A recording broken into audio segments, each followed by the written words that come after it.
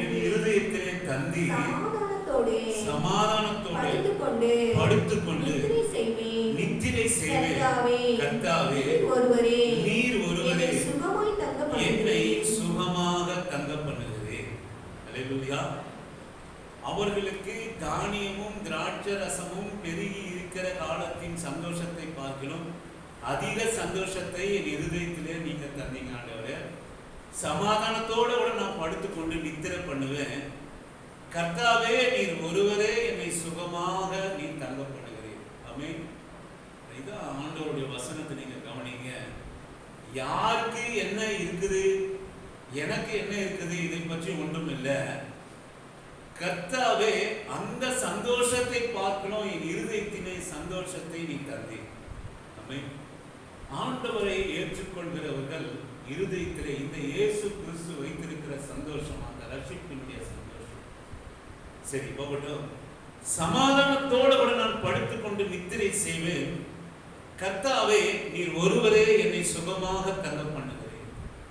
நான் சொல்லுவேன், இந்த உலகத்தில் இந்த சங்கீதக்காரனுடைய அனுபவம் என்ன அப்படின்னு கேட்டீங்கன்னா, இவன் ராஜாவாக ஆவதற்கு முன்பாகவும் சரி, ராஜாவாக மாறின போதும் சரி, இவன் பட்ட பாடுகள், வாங்கின துரோகங்கள், இவை எல்லாவற்றையும் நினைத்து ஆண்டவரை துதிக்கிற போதுதான் இந்த சங்கீதமானது அவனுடைய இருதயத்திலிருந்து புறப்பட்டது. கர்த்தர் ஆவியானவர் கொடுக்கிறார். இவனுடைய நாட்களை நீங்கள் எடுத்துக்கொண்டீர்களானா, துவக்கத்திலிருந்து போராட்டம், ராஜாவாகிற போது துரோகங்கள், இவைகள் எல்லாம் நடந்தது. ஆனால் அந்த ரட்சிப்பினுடைய சந்தோஷத்தினாலே ஆண்டவரை துதிக்க எத்தனித்த போது ஆவியானவரால் கொடுக்கப்பட்டதுதான் இந்த சங்கீத புஸ்தகங்கள். இந்த சங்கீத புஸ்தகங்களை பார்த்தீங்கன்னா அவனுடைய எல்லா காரியமும் அடங்கியிருக்கும். ஆனால் அது எப்படி இருக்கும் அப்படின்னு கேட்டீங்கன்னா, துதியாக இருக்கும். தாவீது ஆண்டவர் ஏன் தெரிந்து கொண்டார் என்று சொல்லணும்னா, உண்மையிலே தாவீது ஊரியாவின் மனைவியாக பட்சேபாலின் ஒரு காரியத்தை தவிர தாவீது மிகவும் நல்லவன், மிகவும் அன்புள்ளவன். ஒரு சிறு பிள்ளையை போல இருதயம் கொண்டவன் தாவீது. ஒரு சிறு பிள்ளையை போல, சிறு பிள்ளையை போல ஆகாவர்களே தேவனுடைய ராஜ்யத்தை பிரவேசிப்பதில்லை என்ற வசனத்துக்கு ஒப்பானவன் தாவீது. ஆனால் தான் தாவீதுடைய கூடாரத்தை நான் திரும்ப கட்ட வேண்டும். அத்தனை உண்மை உள்ளவன், அத்தனை எல்லாவற்றிலும் மனுஷருக்கு முன்பாகவும் ஆண்டவருக்கு முன்பாகவும் உண்மை உள்ளவனாய் அவருடைய கட்டளைகளை கைக்கொள்வதாக பிரார்த்தப்பட்டவன் சொல்கிறான், நீர் மாத்திரமே என்னை சுகமாக தங்க பண்ணுகிறேன். சமாதானத்தோடு கூட படித்துக் கொண்டு நித்திரை செய்வேன். கர்த்தாவே, நீர் ஒருவரே என்னை சுகமாக நீ தங்க பண்ணுகிறேன். நம்ம ஜபத்தில் நம்ம சொன்னது போல ஆண்டவர் ஒருவரே நம்மை சுகமாகவே தங்க பண்ணுகிற தெய்வம். அவருடைய சமூகமே நமக்கு சுகத்தை தருகிறது. அவர் சமூகமே நமக்கு சமாதானத்தை தர முடியும். அவர் சமூகமே இந்த உலகத்தில் இருக்கிற எல்லாவற்றையும் காட்டிலும், நீங்க அற்றிய திருத்தி ஏதோ ஒன்று சொல்லிட்டு நள்ளிரவு மகன் நம்ம சொல்றோம், நகர விலை வந்து அவ்வளவு ஆயிரக்கணக்கில் இருக்குது அப்படின்றோம். ஆனாலும் ஏழையானாலும் பணக்காரனாலும் நள்ளிரவு முதல் நகையை வாங்குறான். ஏன்னா அந்த நாளில் வாங்கினா இன்னும் அதிகமாக வாங்குறான். நீங்க யாருன்னா வாங்கினீங்களா? இல்லை. ஏன் அப்படி சொல்லுவாங்கன்னா, அவனுக்கு அந்த அட்சய திருத்தி அன்னைக்கு ஏதோ ஒரு குண்டு மணி வாங்கலன்னா அவனுக்கு ஏதோ இழந்தது போல. ஆனா எனக்கும் உங்களுக்கும் அது ஒரு பொருட்டே அல்ல. ஆமென், அல்லேலூயா. ஏனென்றால் ஆண்டவருடைய சன்னிதானத்தில் அவர் நம்மை சுகமாக தங்க பண்ணுகிறார். சுகமாக நம்மை தங்க பண்ணுகிறார். எது இருந்தாலும் எது இல்லைனாலும் ஆண்டவர் நமக்கு ஒருவர் இருக்கிறார் என்ற அந்த சந்தோஷம் என்னை அவர் சுகமா தங்க பண்ணுகிறதா இருக்கிறார். நீ வாசியுங்கள் சங்கீதங்களின் புஸ்தகம் 16வது சங்கீதம் 10-11 வாசிக்கும்படியாக உங்களை அன்பா நான் கேட்கிறேன். என் ஆத்துமாவை பாதாளத்திலே விடீர், உமது பரிசுத்தவானை அழியை காணவட்டி ஜீவ மார்க்கத்தை எனக்கு தெரியப்படுத்துவீர். உம்முடைய சமூகத்தில் பரிபூர்ண ஆனந்தமும் உம்முடைய வலது வரிசையத்தில் நித்திய பேரின்பமும் உண்டு. ஜீவ மார்க்கத்தை எனக்கு தெரியப்படுத்துவீர், உம்முடைய சமூகத்திலே பரிபூர்ண ஆனந்தம் உண்டு. ஆமென். அவருடைய சமூகத்திலே பரிபூர்ண ஆனந்தம் உண்டு. நான் அடிக்கடி உங்களை வற்புறுத்துகிற காரியம் என்ன அப்படின்னு கேட்டீங்கன்னா, எந்த இடத்துல நாம இருப்பதை காட்டிலும் ஆண்டவருடைய சமூகத்திலே இருப்பது நமக்கு ஒரு பரிபூர்ண ஆனந்தம். அதுதான் அந்த தாவீதுடைய அந்த காரியம். எந்த சூழ்நிலையில எங்க இருந்தாலும் ஆண்டவருடைய சமூகமாய் அதை மாற்றி ஆனந்தத்தையும் பரிபூரணத்தையும் சந்தோஷத்தையும் சுகத்தையும் பெற்றுக்கொள்ள கற்றுள்ள மனசனாக அவன் இருந்தான். தேவனுடைய சமூகத்தை அவ்வளவாய் நாடினான். தேவ சமூகம் எந்த இடத்தில் இருந்தாலும் கர்த்தருடைய சமூகமாக அதை மாற்றிக்கொண்டான். அருமையான கர்த்தருடைய பிள்ளையே, சபை கூடுகிற போது மாத்திரமல்ல, ஆண்டவருடைய பிள்ளைகளுக்கு ஆண்டவர் எப்போதும் அவரோட கூட இருக்கிறார், நம்மோட கூட இருக்கிறார். ஆண்டவருடைய என்ன அப்படின்னு கேட்டீங்கன்னா, இந்த ஞாயிற்றுக்கிழமை ரெட்டிப்பான சந்தோஷமா இருக்கணும் சமூகம். ஆமென், அல்லேலூயா, ஆமென். இந்த ஞாயிற்றுக்கிழமை ஒரு சந்தோஷம் இல்லாமல் ஆண்டவருடைய சன்னிதானத்திலே பிரவேசிக்க முடியாது. கடமையை செலுத்துகிறவங்க யாரும் கர்த்தருக்கு பிரியமானவர்களா இருக்க முடியாது. ஆண்டவருக்கு நமக்கும் உள்ள உறவு ஞாயிற்றுக்கிழமை ஆராதனை என்பது அது ஒரு மனமகிழ்ச்சி, அது ஒரு களிப்பு, அது ஒரு ஆனந்தம். அந்த சமூகம் எனக்கு மகிழ்ச்சி என்று சொல்லி வந்து ஆராதிக்கிறவங்க தான் எந்த சூழ்நிலையிலும் ஆராதிப்பாங்க. அந்த சந்தோஷம் இல்லாதவர்கள் தேவனுடைய சமூகத்திலே, தேவனுடைய ஆராதனையிலே, தேவனுடைய வசனத்திலே சந்தோஷமா இல்லாதவர்கள் ஏதோ கடமைக்கு மாதத்துல ஒரு முறை தலை காட்டலாம், 2 முறை தலை காட்டலாம், இல்லை இதை விட மேலான காரியம் ஒன்று இருந்தால் அதிலே நாம் கவனம் செலுத்தலாம் என்று இருப்பாங்க. ஆனா கர்த்தருடைய சந்தோஷத்தை பெற்றுக்கொள்கிற யார் என்று சொல்லுவோம். ஆனால் மற்ற நாட்களிலே சந்தோஷமா எல்லா சூழ்நிலையிலும் சந்தோஷமா இருப்பான். விசேஷமா இந்த ஓய்வு நாளிலே ரெட்டிப்பான சந்தோஷமா கலிகூறுவதுதான் தேவனுடைய சமூகம். தேவனுடைய சமூகம் எதை நாம் இழந்தாலும், எதை நாம விட்டு விட்டாலும், ஆண்டவருடைய சமூகம் மாத்திரம் நம்மை ஒரு நாள் ஆண்டவருடைய பிள்ளைகளை விட்டு எடுபடவே படாது. ஒன்று நீங்க கற்றுக்கொள்ளணும், எல்லா இடத்திலும் ஆண்டவருடைய சமூகமாக மாற்றிக்கொள்கிற தந்திரத்தை, ஆவியை நீங்க கற்றுக்கொள்ளணும். எல்லா இடத்திலும் ஆண்டவருடைய சமூகமாக நாம் மாற்றிக்கொள்ளணும். எத்தனை பலவீனமான காரியமா இருந்தாலும் சரி, ஆபரேஷன் தியேட்டர் இருந்தாலும் சரி, வலியாக இருந்தாலும் சரி, வேதனையாக இருந்தாலும் சரி, நமக்கெல்லாம் ஒரு நம்பிக்கை இருக்கணும், தேவன் என்னோட கூட இருக்கிறார். ஆமென், அல்லேலூயா, ஆமென். கர்த்தர் என்னோட கூட இருக்கிறார், நான் பயப்பட, நான் பொல்லாப்புக்கு அஞ்சேன் அப்படின்ற ஒரு இருதயம் நமக்குள்ளாக இருக்கணும். நீதிமொழிகளுடைய புஸ்தகம் 8வது அதிகாரம் 29, 30 வாசிக்கும்படியாக உங்கள் அன்பான அழைக்கிற நீதிமொழிகள் புஸ்தகம் 8வது அதிகாரம் 23, 30 வாசிக்கும்படியாக உங்கள் அன்பான அழைக்கிறார். 8வது அதிகாரம் 29, 30. சமுத்திர ஜலம் தன் கரையை விட்டு மீறாதபடிக்கு அதற்கு எல்லையை கட்டியிட்டு பூமியின் அஸ்திபாரங்களை நிலைப்படுத்துகிறேன். நான் அவர் அருகே செல்ல பிள்ளையா இருந்தேன், நித்தம் அவருடைய மனமகிழ்ச்சியா இருந்து எப்போதும் அவர் சமூகத்திலே களி கூர்ந்தேன், எப்போதும் அவர் சமூகத்திலே களி கூர்ந்தேன். நீங்க ஒண்ணு கவனிக்கணும், நம்மளாம் உலகம் குடிச்சிட்டு எல்லா உலகத்தையே நம்ம நாடி தேடி அதிலேயே இன்பத்தை தேடி அந்த உறவுகளிலே இன்பத்தை தேடி நாடணும்னு நம்ம நினைக்கிறோம். ஆனால் நான் சொல்லுவேன், ஆண்டவராகிய இயேசு கிறிஸ்துவை பற்றி சொல்லப்பட்ட வசனம், அவர் அருகே நான் செல்ல பிள்ளையா இருந்தேன், நித்தம் அவருடைய மனமகிழ்ச்சியா இருந்து எப்போதும் அவருடைய சமூகத்திலே களி கூர்ந்தேன். ஆனா இங்க வந்து இயேசு கிறிஸ்துக்கு என்ன நடந்தது? அவமானம் நடந்தது, நிந்தை நடந்தது, வேதனை, வலி, கொல்லப்பட்டாரு, எல்லாம் நடந்து முடிந்தது. ஆனா அவருடைய சமூகத்தில் எப்படித்தான் இருந்தாராம்? செல்ல பிள்ளையா இருந்தாராம். ஆமென், அல்லேலூயா.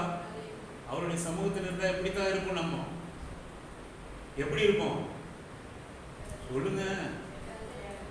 எப்படி இருப்போம்? அவருடைய சமூகத்தில் எப்படி இருப்போம்? சொல்றதுலே உங்களுக்கு அர்த்தமா இருக்கு. அவருடைய சமூகத்தில் செல்ல பிள்ளையாக இருப்போம். செல்ல பிள்ளைகளுக்கு செல்ல பிள்ளை எங்கதான் இருக்கும் சொல்லுங்க? ஒண்ணு மடியில இருக்கும், கையில இருக்கும், இல்ல தோல்ல இருக்கும். இதுதான் செல்ல பிள்ளையோட அடையாளம். இயேசு கிறிஸ்து என்ற ரட்சகர் அவர் சமூகத்திலே களிகூர்ந்து மகிழ்ந்திருந்தாராம், செல்ல பிள்ளையா இருந்தாராம். எனக்கு அருமையான தேவ ஜனமே, அவர் சமூகத்தில் இருக்கிற மாதிரி எவ்வளவு நேரம் நம்ம இருக்கிறோமோ அவ்வளவு செல்ல பிள்ளையாய் அவர் நம்மை வைத்துக் கொள்வார். இந்த ரகசியத்தை நீங்க புரிஞ்சுக்கணும். எந்த கணவன்கிட்ட இருந்தாலும், புருஷன்கிட்ட இருந்தாலும், தாய் தகப்பன்கிட்ட இருந்தாலும், உச்ச நண்பர்கிட்ட இருந்தாலும், உலகத்துல எத்தனை இடத்துல பேரின்பமான இடத்துல இருந்தாலும், நான் சொல்லுவேன், ஆண்டவர்கிட்ட இருக்கிறது செல்ல பிள்ளையாக நம்மை அவர் வைத்திருக்கிற இடம் தேவனுடைய சமூகம். மாத்திரமல்ல, சங்கீதங்களின் புஸ்தகம் 133வது சங்கீதம் 1-3 வரை வாசிக்கும்படியாக உங்களை அன்பான அழைக்கிறேன். சங்கீதங்களின் புஸ்தகம் சகோதரர் ஒருமித்து வாசம் பண்ணுகிறது, எத்தனை நன்மையும் எத்தனை இன்பமுமானது. அது ஆரோனுடைய சிரசின் மேல் ஊற்றப்பட்டு அவனுடைய தாடியிலே வடிகிறதும் அவனுடைய அங்கிகளின் மேல் இறங்குகிறதுமான நல்ல தைலத்துக்கும் எர்மோன் மேலும் சீயோன் பர்வதத்தின் மேலும் இறங்கும் பனிக்கு ஒப்பாய் இருக்கிறது. அங்கே கர்த்தர் என்றென்றைக்கும் ஆசீர்வாதத்தையும் ஜீவனையும் கட்டளையிடுகிற இடம் தேவனுடைய சமூகம். எனக்கு அருமையான கர்த்தருடைய பிள்ளையே, அவர் மாத்திரமே நம்மை சுகமாய் தங்க பண்ணுகிறார். அல்லேலூயா. அவர் மாத்திரமே நம்மை சுகமாக தங்க பண்ணுகிறார். அந்த இடத்துல தான் என்ன இருக்கு? ஜீவனும் ஆசீர்வாதமும் உண்டு. இதை அனுபவித்த தாவீது மனுஷன் இந்த உலகத்தின் பூர்வமான காரியங்களை அனுபவிக்கிறார். நம்ம அநேக வேலையிலே நம்ம என்ன நினைக்கிறோம் அப்படின்னா, அந்த உலகத்திலே திருப்தியாக வேண்டும், உலகத்திலே சுகத்தை காண வேண்டும், உலகத்திலே நன்மைகளான அனுபவிக்க வேண்டும் என்று நாம் நினைக்கிறோம். சொன்ன தாவீது அதுலதான் அவர் கண்டு அவர் சொல்கிறார், அவர் ஒருவர் மாத்திரமே. எல்லாத்தையும் பார்த்துட்டாரு. கீழே தாழ்மையா இருந்தாரு, உயர்ந்து இருந்தாரு, எல்லாவற்றையும் பார்த்தார். பிள்ளைகளை பெற்று பார்த்தார், மனைவிகளை வைத்து பார்த்தார். ஆனா ஒண்ணே ஒண்ணு அவர் உலகத்துல கண்டாக, தேவன் ஒருவர் மாத்திரமே. நீங்க ஒண்ணு கவனிச்சுங்க, அந்த வார்த்தையை நீங்க கவனிங்க. அவர் ஒருவர் மாத்திரமே என்னை சுகமாக தங்க பண்ணுகிறார். ஒண்ணு, இந்த உலகத்துல நீங்க தேவபக்தி உள்ளவர்களா இருப்பீர்களானா, நான் சொல்லுவேன், எத்தனை உறவுகள் இருந்தாலும், எத்தனை வசதி வாய்ப்புகள் இருந்தாலும், எல்லாவற்றையும் கண்டு கடைசியா ஒரு துதி அவர் எழுதி முடிக்கிறார். எல்லாத்தையும் நான் பார்த்துட்டேன், வாழ்ந்திருந்தேன், தாழ்ந்திருந்தேன், உறவு இல்லாம இருந்தேன், உறவுகளோட கூட இருந்தேன், படையே இல்லாம படைகளோட கூட இருந்தேன், செல்வமே இல்லாம இருந்தேன், செல்வத்தோட கூட இருந்தேன், பதவியே இல்லாம பதவியோட கூட இருந்தேன்.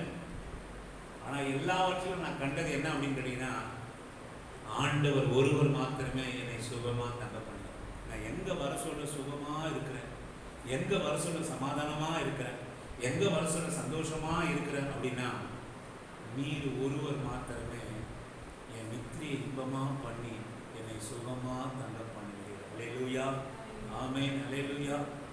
அவர் ஒருவர் மாத்திரமே நம்மை சுகமா தங்க அவங்க கண்ணாம எல்லாவற்றையும் கண்ட நான் ஒன்ன நான் தீர்மானிக்கிறேன், ஆண்டவரே நீர் ஒருவர் மாத்திரமே என்னை சுகமா வச்சிருக்கணும்னு நினைக்கிறேன்.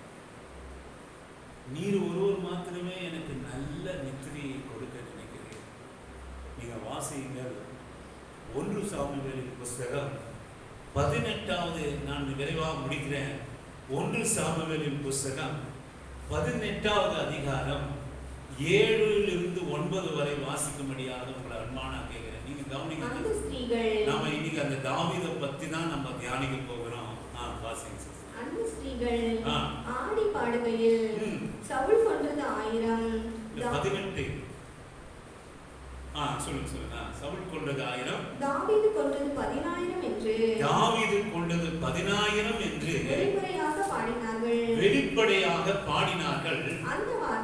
அந்த வார்த்தை சவுலுக்கு விசனமாய் இருந்தது. அவன் மிகுந்த எரிச்சல் அடைந்து தாவீதுக்கு 10000 எனக்கும் 1000 கொடுத்தார்கள்,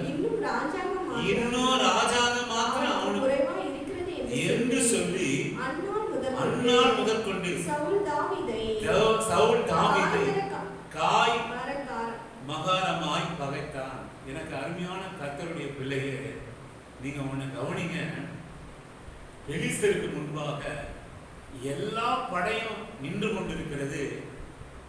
கோலியாத் முன்பாக நின்று கொண்டிருக்கிறான். சவுல் ஒரு பராக்கிரமசாலி. போர் வீரர்கள் எல்லாம், நீங்க கொஞ்சம் ஆழமா கொஞ்சம் கவனிங்க, போர் வீரர்கள் எல்லாம் பராக்கிரமசாலிகள். சாதாரணமாக அவன் வந்து போய் தேவனை தூஷிக்கிறான், படையை தூஷிக்கிறான், ராஜாவை தூஷிக்கிறான். இங்கே பெலிஸ்தருக்கு நடுங்கி நடுங்கி இருக்கிற ராஜா சவுல், நடுங்கி இருக்கிற பராக்கிரமசாலிகள். இங்க தாவீது வந்து இந்த கோலியாத்தை வீழ்த்து இந்த இஸ்ரவேல் ஜனங்களுக்கு பெலிஸ்தருக்கு முன்பாக ஒரு பெரிய விடுதலையை பண்ணி கொடுக்கிறான். தேசம் புகழுது, ராஜா புகழ்றாரு. ராஜா தூக்கி தலைமலை வச்சு, என் மகளை உனக்கு கொடுப்பேன், உனக்கு அதை கொடுப்பேன், இதை கொடுப்பேன், ராஜ்யத்தில் அதை கொடுப்பேன், இதை கொடுப்பேன்னு சொல்லி மிகுந்த புகழ்ச்சி. யாரும் செய்ய முடியாத காரியத்தை, ராஜாவே நடுங்கி நிற்கிற காரியத்தை தாவீது ஒரே ஆளாக நின்று கோலியாத்தை வீழ்த்தி, பெலிஸ்தரை வீழ்த்தி, இஸ்ரவேலுக்கு சமாதானத்தை உண்டாக்கின தாவீது தூக்கி புகழப்பட்டான். உன்னை இனி என்ன கேட்டாலும், இவனை கொள்ளுகிறவனுக்கு என்ன செய்யப்படும், என்ன கேட்டாலும் ராஜாவினிடத்திலே கிடைக்கும் என்று உறுதிமொழி கூறப்பட்டது.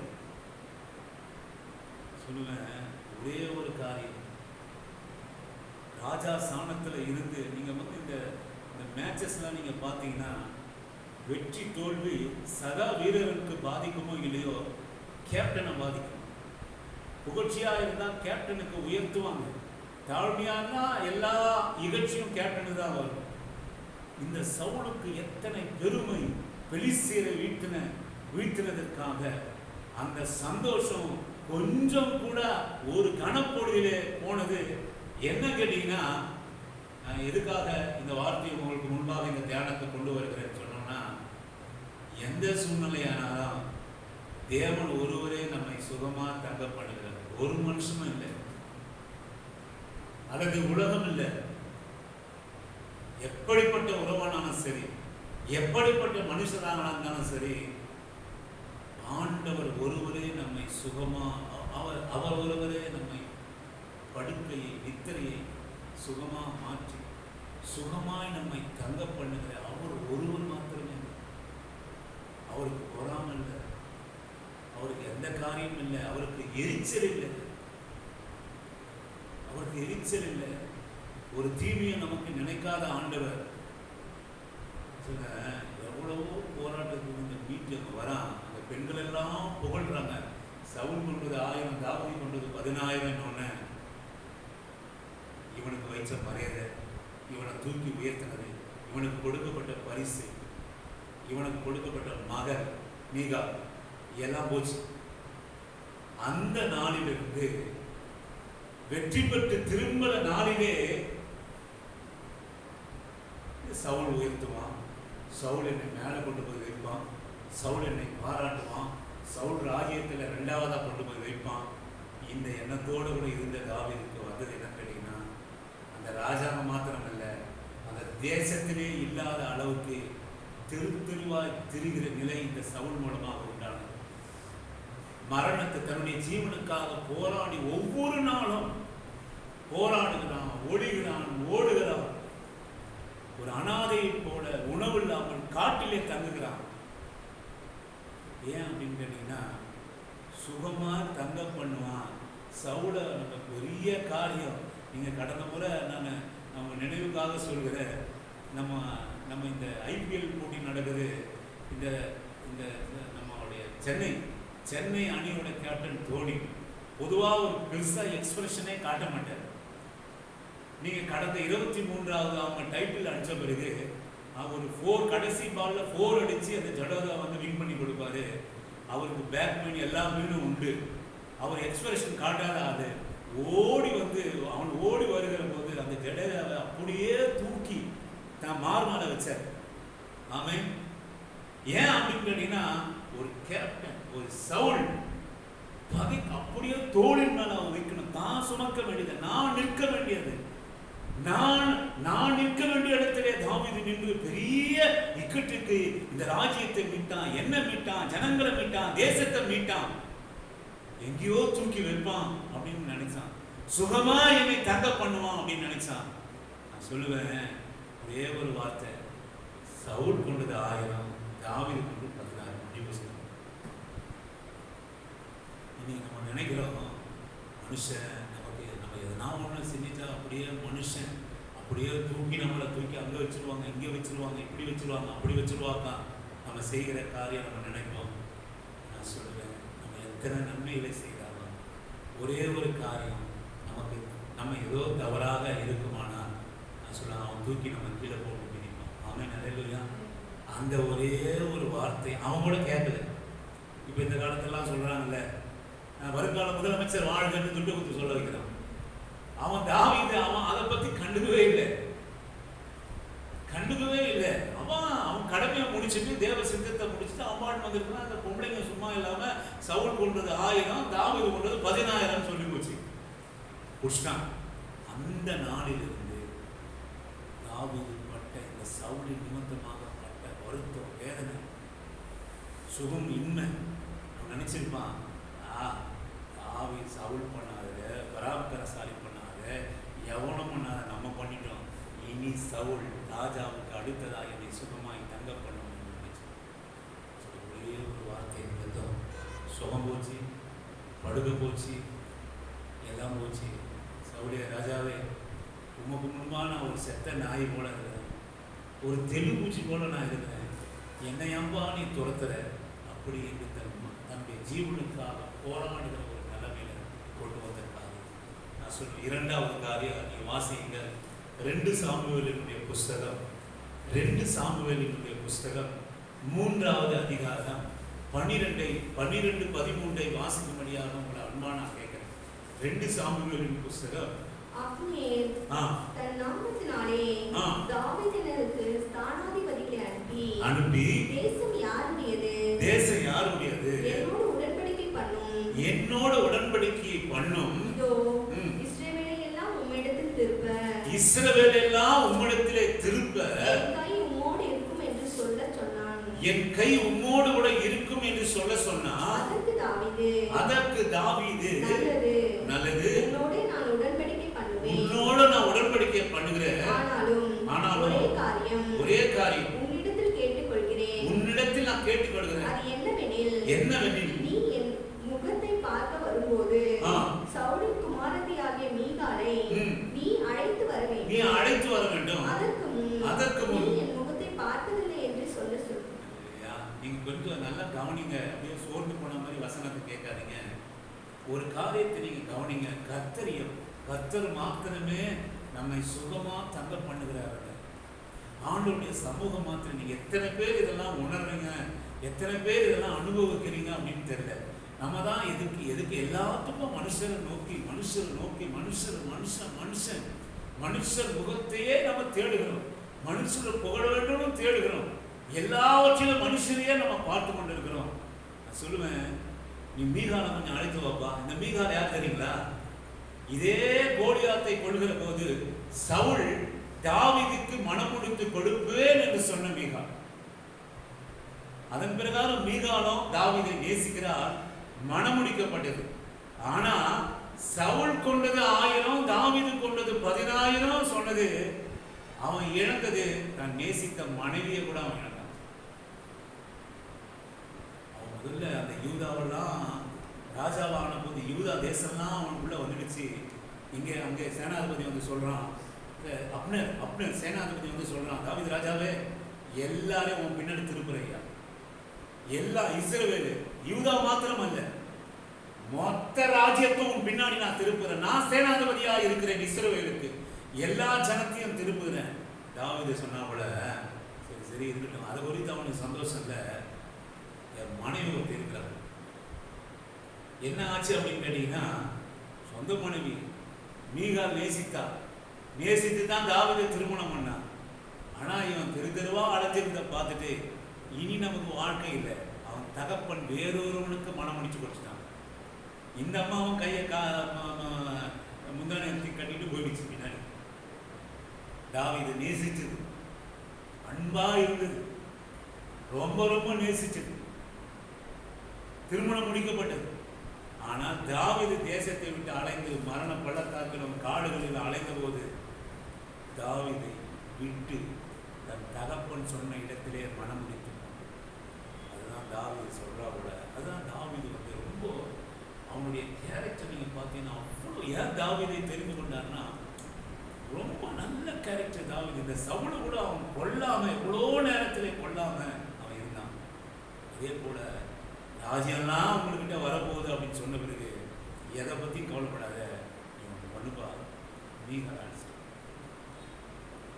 கவனிக்கணுமா. நீ என் முகத்தை பார்க்கும்போது சவுலின் குமார்த்தியாக மீகாலை நீ அழைத்து போற வேண்டும். அதற்கு முன் என் முகத்தை நீ பார்ப்பது, நீ தேசத்தையே என்கிட்ட திருப்பினாலும், ராஜ்யத்தையே என்கிட்ட திருப்பினாலும், நீ எல்லா ஜனத்தையும் என்கிட்ட திருப்பினாலும், என் முகத்தை நீ எப்போ பார்க்கணும்னா நான் நேசித்த என் மனைவியாக மீகாலை நீ கொண்டு வா. இந்த அம்மா தாவீது வரமாட்டான்னு சொல்லிட்டு அம்மா திருமணம் முடிச்சு கொடுத்த போயிடுச்சு. ஆனாலும் இந்த மீகாலை அழைத்து வர சொன்னா நீங்க உண்ட கவனிங்க. 6வது அதிகாரம், அதே 2 சாமுவேலின் புஸ்தகம் 6வது அதிகாரம் 16வது வசனத்தை கவனிக்கும்படியாக உங்கள் அன்பான கேட்கிறேன். கர்த்தருடைய பெட்டி நகரத்திற்குள் பிரவேசிக்கிற போது 6வது அதிகாரம் 16வது வசனத்தை வாசிக்கும்படியாக 6:16.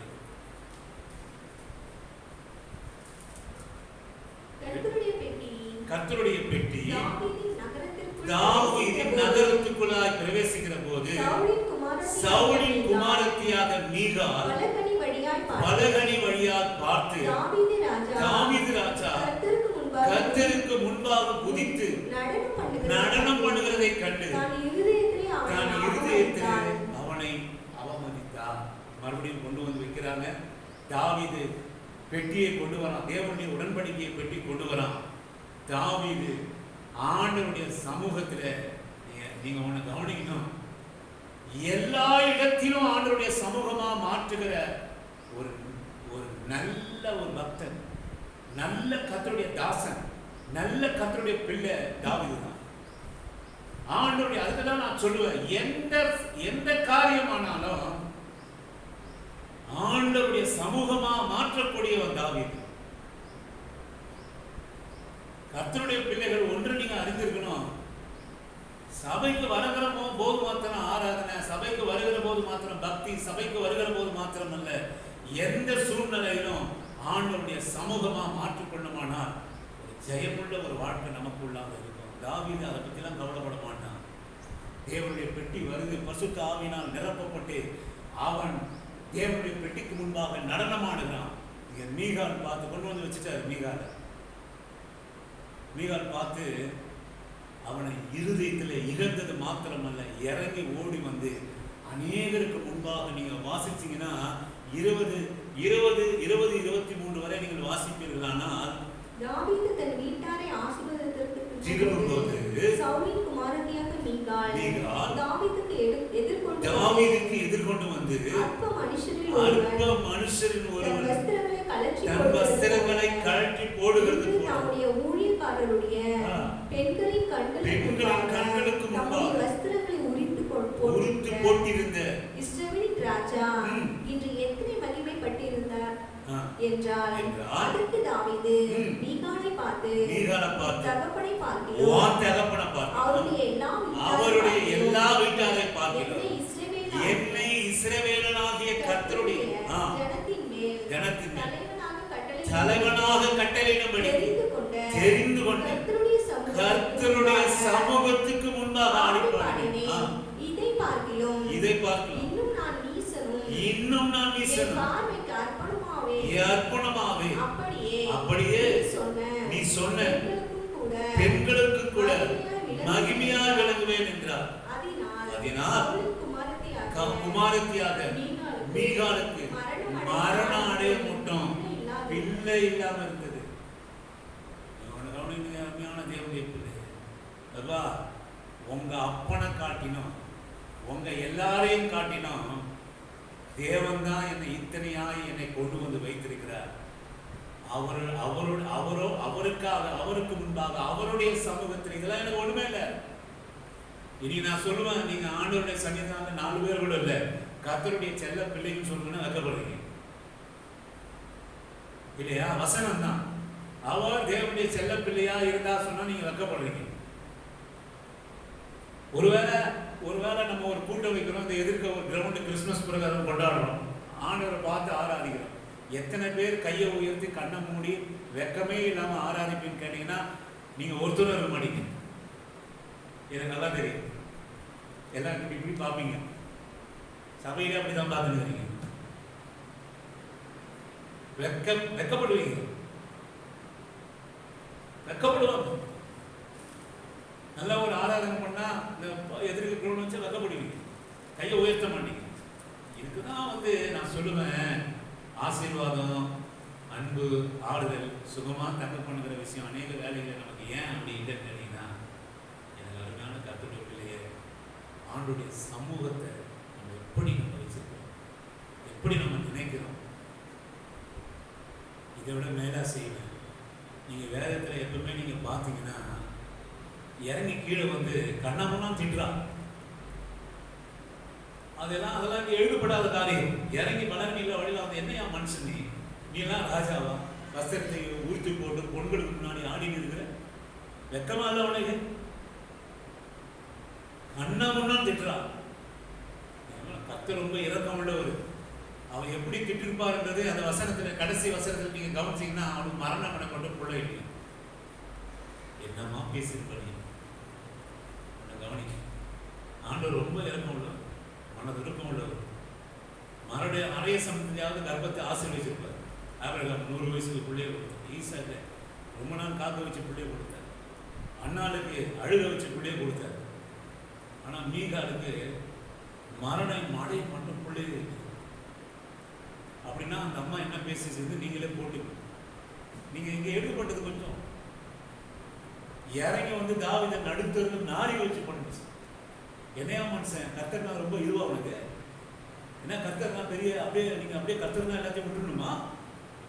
என்ன கர்த்தர் நீ சொல்றாங்க பாரு. அநேக நம்ம உறவுகளை என்ன கர்த்தர் கர்த்தர்னு போயிட்டு இருக்கிறீங்க. என்ன கர்த்தர்? எல்லாமே கர்த்தர் தானே, எல்லாமே ஆண்டவர் தானே. கர்த்தர்னா அப்படியே ஓடிடுறீங்களே, ஆண்டவரே எல்லாத்தையும் கொடுக்குறீங்களே, ஆண்டவரே முன்னாடி இருக்கிறீங்களே, எழுந்தா உட்கார்ந்தா கர்த்தர் என்றீங்களே. நம்மளை கேட்கிறாங்கல்ல அநேகர், நம்மளை கேட்கிறாங்கல்ல அநேகர் கேட்கிறாங்களே. அண்ணா முன்னாடி அந்த பொம்பளை திட்டுதுங்க, இதை கூட்டினது வச்ச எவனோ புருஷன் முன்னாடி போயிடுச்சு. உண்மையா நேசிக்க முடியல, வா நான் ராஜா வரேன், எனக்கு நீ ராணியா வா அப்படின்னு கூட்டின்னு பலகணியில உட்கார வச்சா, தேவ சமூகத்தில் ஆடின ஆட்டத்தை பார்த்துட்டு நீ இல்லையா மனுஷன் கண்ணா முன்னான்னு கேட்ட கர்த்தர் ஒரு வெக்கமா இல்லை, நீ ராஜாவா? நீ கர்த்தர்னா கர்த்தர் வீட்டில் கும்பிட வேண்டியதானே, ஆலயத்தில் போய் கும்பிட வேண்டியதானே, நடுவீதியில் என்ன வஸ்திரத்தை கழுத்து போட்டு ஆடி நிற்கிறது. முன்னெல்லாம் அவங்க கூட இருந்தா நான் நல்லா வாழ்ந்துருப்பேன். ஏன்னா ராஜாவனை கூட்டு நான் என்னென்னவோ பேசியிருக்கோம். அது பேச்சு எதிர தெரியுதுன்னா மரண மாடைய மாட்டோம் மீகாலுக்கு புள்ள இல்லாமல் போச்சு. ஆமே, அதில் தான் நீங்கள் தெரிஞ்சுக்கணும் இந்த பொம்பளை எப்படி பேசு. போன பொம்பளை கூட்டினது உள்ள உட்கார வச்சு இதை உயர்த்தி வச்சா நடுத்தருள்ள தாவீதை நார பண்ணின உறவு. லேலுயா, நீ எத்தனை அன்பா நேசிச்சா, உன் ராஜாவா இருந்தாலும் சரி, உன் மனைவியா இருந்தாலும் சரி, நான் சொல்லுவேன் கணவனா இருந்தாலும் சரி, அங்க உன்னை சுகமா தங்க பண்ணுகிறதா இருக்குமானால் நிச்சயமாக என் ஆண்டவர் போல உன் படுக்கை இன்பமாகவும் உன்னுடைய நித்திரை இன்பமாகவும் உன்னை தேவன் மாத்திரமே சுகமாய், இதெல்லாம் வச்சுதான் அவர் சொன்னார். ராஜாவுக்கு என் தீவனையே விட்டு முன்னாடி நின்று கோலியாத்தை அடிச்சு பெலிஸ்தருக்கு வீட்டார். இது எங்கேயோ போச்சு, இதை கூட்டு அபிஷேகம் பண்ணி ராணியா வச்சேன். நடுத்தருல என்ன திட்டுச்சு, இதெல்லாம் வச்சு இதுகிட்ட நான் சுகத்தை அனுபவிக்கலான்னு பார்த்தா இது ஒன்றும் இல்லை. ஒரு முடிவு வராது. தேவன் மாத்திரமே என்னை சுகம். மூணாவது அதிகாரம், என் தாவீது அதிகமா நேசிச்ச பிள்ளை யாருன்னு கேட்டீங்கன்னா அப்சலோம். ஆமென், ஹல்லேலூயா. ரொம்ப அதிகமா நேசிச்சார். ஏன்னா அப்சலோமை போல ஒரு அழகுள்ளவன் இல்லை. அவன் தாவீது பெற்ற அந்த தேசத்திலே இல்லையா, அப்படிப்பட்ட ஒரு பிள்ளையை பெற்று வச்சிருந்த அதுக்கு அவ்வளவு அன்பு. என்ன செஞ்சாலும் தேசத்துக்கே எதிர்த்து நின்னாலும் தேசத்திற்கு ஓடி போயிட்டார் தாவீது. பராக்கிரமசாலி, அவரோட கூட இருந்தவங்க பராக்கிரமசாலி. ஒரு நிமிஷத்துல நின்று அப்சலோமுடைய தலையை தூக்கி போட்டிருக்க முடியும். அவ்வளவு பாசம், அவ்வளவுடைய அன்பு வச்சார். சொந்த புள்ள, நல்லா தெரியும் அப்பா ரொம்ப நம்ம நேசிக்கிறாரு, ரொம்ப நம்ம மேல அன்பு வசிக்கிறாரு, நம்மளுக்கு தீங்கு எதுவுமே செய்ய மாட்டாரு. அநேக வேலைகளை நம்ம அநேக பிள்ளைகளுக்கு நாம் பாராட்டுகிற அன்பு தான் அவங்களை கொண்டு போய் எங்கேயோ விடுறது. கண்மூடித்தனமான ஒரு அன்பை வைத்தார். இவன் தான் எனக்கு பெருமை, இவன் தான் எனக்கு ராஜாங்கம், இவன் தான் எனக்கு உயர்வு, இவன் தான் இந்த வீட்டையே அலங்கரிக்கணும், இவன் தான் என் ராஜ்யத்தையே அலங்கரிக்கல நினைச்சு, இவன் தான் என் பேர் நம்ம சொல்லும் பத்தியா, இந்த புள்ள தான் என்னை உயர்த்துவான், இந்த புள்ள தான் என்னை தாங்குவான், இந்த புள்ளையினாலதான் நான் சந்தோஷம் பெறுவேன், இந்த புள்ளதான் என்னை உயர்த்துவான், இவன் மூலமா தான் நான் பேரும் புகழ்ச்சியா இருப்பேன். நீங்க அவனை கவனிங்க. எனக்கு அருமையான கர்த்தருடைய பிள்ளையே, 2 சாமுவேல் புத்தகம் 16வது அதிகாரம் 21, 22 நீங்கள் வாசிக்கும்படியாக ஒரு அன்பான கேட்கிறேன். அப்சலோமை நோக்கி வீட்டை காக்க அவருடைய தகப்பன் பின் வைத்த அவருடைய மறுமனையாட்டிகளுக்கு பிரவேசியும். அப்பொழுது உம்முடைய தகப்பனுக்கு நாற்றமாய் போனீர் என்பதை இஸ்ரவேல் எல்லோரும் கேள்விப்பட்டு உம்மோடு இருக்கிற எல்லோருடைய கையும் பலக்கும் என்றான். அப்படியே அப்சலோமுக்கு உப்பரிகையின் மேல் ஒரு கூடாரத்தை போட்டார்கள். அங்கே அப்சலோம் சகல இஸ்ரவேலின் கண்களுக்கு முன்பாக தன் தகப்பனுடைய மறுமனையாட்டிலே பிரவேசித்தார். இந்த பையனால, இந்த அப்சலோம்னால என் சந்ததி உயரும், என் பேர் உயரும், என்னுடைய பெருமை உயரும், இவன் தான் என்னுடைய செல்வம், இவன் தான் என் தலைமுறையை நிறுத்துவான், இவன் தான் என் பேரை காப்பாற்றுவான். அவன் சொல்றான் பாருங்க, அகிரியோபர் சொல்றான், உனக்கும் உன் தகப்பனுக்கும் பிரச்சனை. ஏன்னா ஒருவரும் நம்ப மாட்டான். உனக்கும் உன் தகப்பனுக்கும் பிரச்சனை எவனா சொன்னா நம்பவே மாட்டான், ஒருவனும் நம்ப மாட்டான். ஏன்னா உன் தகப்பன் உன்னால வைத்த அன்பு தேசத்துக்கு தெரியும், உலகத்துக்கு தெரியும். உன் தகப்பனுமே உனக்கும் வெறுப்பு அப்படின்னு சொன்னா, சண்டைன்னா ஒருவனும் நம்ப மாட்டான். அப்ப நீ ஒரே ஒரு காரியத்தை செய். எப்போ உனக்கும் உன் தகப்பனுக்கும் உறவு நாற்றமா போயிடுச்சுன்னு எப்போ அறிவாங்க அப்படின்னு கேட்டீங்கன்னா, கேவலமான ஒரு காரியத்தை நீ செஞ்சா அத்தனை விருப்பா இருக்கிறான் தகப்பன் மேல என்று ஜனங்க அறிந்து கொள்வாங்க, அவன் பின்னாடி வருவாங்க.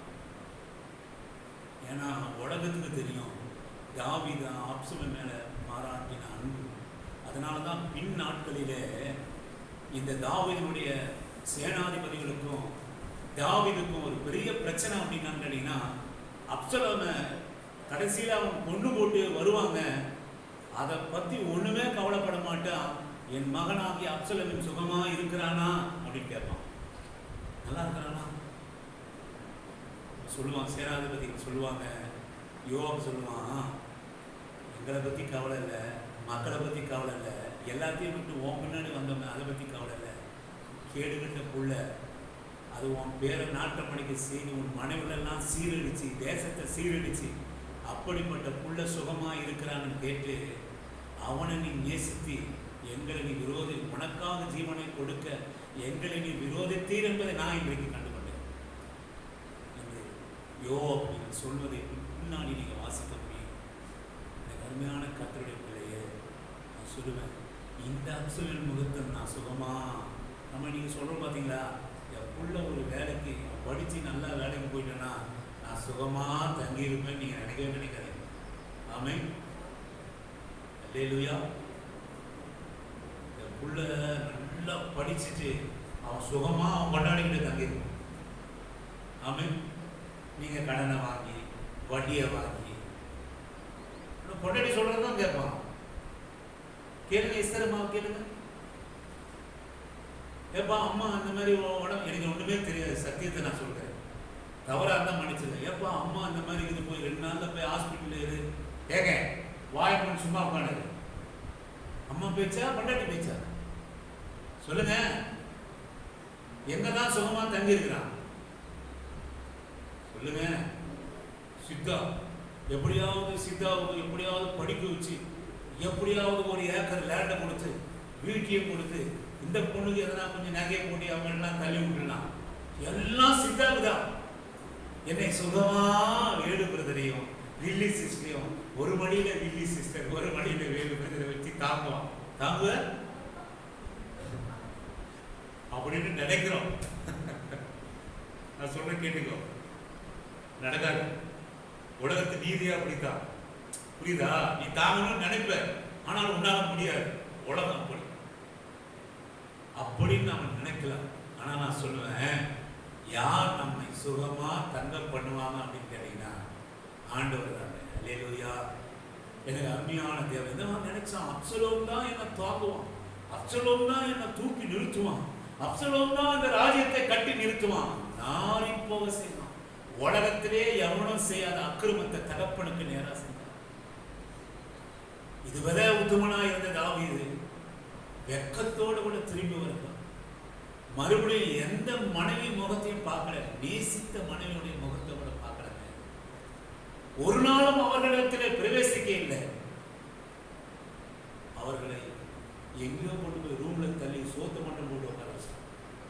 அத்தனை கேவலத்தை அப்சலோம்.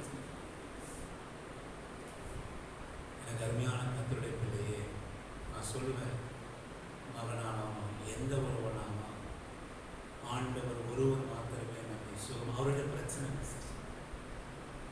அவர் சமூகத்தில் பிரச்சனை இல்லை, அவர் சமூகத்தில் வெறுப்பு இல்லை, அவர் சமூகத்தில் அசிங்கம் இல்லை, அவர் சமூகத்தில் எரிச்சல் இல்லை, அவர் சமூகத்தில் எப்படியா கெட்டு நாசமா போன்னு சொல்ல மாட்டார். அவர் சமூகத்தில் நம்ம எத்தனை தான் கலங்கம் உள்ளவர்களாக இருந்தாலும் ஆண்டவர் சமூகத்தில் நம்ம நல்ல களிமண்ணாய் நம்மை வளைந்து நம்மை உருவாக்கி நம்மை பயன்படும் பாத்திரமாக வைக்கிறது தேவனுடைய சமூகம். அவர் மாத்திரமே நம்மை சுகமாய் தங்கப்படும். நீ 1000 இருந்தாலும் நீ படுக்கையில் போகிற போது ஆண்டவர் செய்த நன்மைகளை நீ நினைத்து, ஆண்டவரே என்று நீ நினைத்திருக்கிற போது உள்ள பூரிப்பா அவர் மாத்திரமே சுகமாய் நம்மை தங்கப்படும். நீ எத்தனையா இருந்தாலும் சரி. எனக்கு ஒரு பழக்கம் இருக்குது. வேலைக்கு நான் போயிட்டு வந்த எவ்வளோ தூரம் வேலைக்கு போயிட்டு வந்தாலும் நான் அப்படியே உட்கார்கிற போது அல்லது டிவிக்கு முன்பாக உட்கார்கிற போது நான் சொல்லுவேன், படுக்கையில் படுக்கிற போது நான் சொல்லுவேன், ஆண்டவரே என்னை சுகமாக இந்த நாளில் என்னை ஒன்றுமே இல்லாதவர் சுகமாக என்னை தங்க பண்ணுகிறது அப்படின்னு ஒரு ஸ்தோத்திரம் தானாக வாயிலிருந்து வரும். எனக்கு அருமையாக இது நம்ம பிள்ளைக்கு ஏற்படுத்தினதாங்க, நம்ம மனைவியோ கணவனோ உங்களுக்கு ஏற்படுத்தினதாங்க, உங்கள் உறவுகள் உங்களுக்கு ஏற்படுத்தினதாங்க. நான் சொல்லுவேன், அதை ஆண்டவர் ஏற்படுத்தினது உண்டானால் ஒருவரும் நம்மிடத்திலிருந்து எடுத்து போட முடியாது. நீ நல்ல மாளிகையில் வாழ்கிற போது அந்த திருப்தி உனக்கு இருக்கும். நீ எங்கேயாவது குடிசையில் இருக்கிற போதும் அந்த திருப்தி உன்னை சுகமாக தங்கப்படும். அல்லேலூயா. தேவன் ஒருவரே நம்மை சுகமாக தங்க பண்ணினார். அல்லேலூயா. எனக்கு அருமையான தேவ ஜனமே, இன்னொரு காரியத்தை நான் சொல்லிட்டு நான் முடிச்சிடறேன். ஒரு 2 நிமிஷத்தில் நீங்கள் வாசிங்கள். 1 சாமுவேலின் புஸ்தகம் 22வது அதிகாரம் 1-2 வாசிக்கும்படியாக உள்ள அன்பான அழைக்கிறேன். இது எல்லாம் தாவீதுடைய வாழ்க்கை. யார் சொன்னது?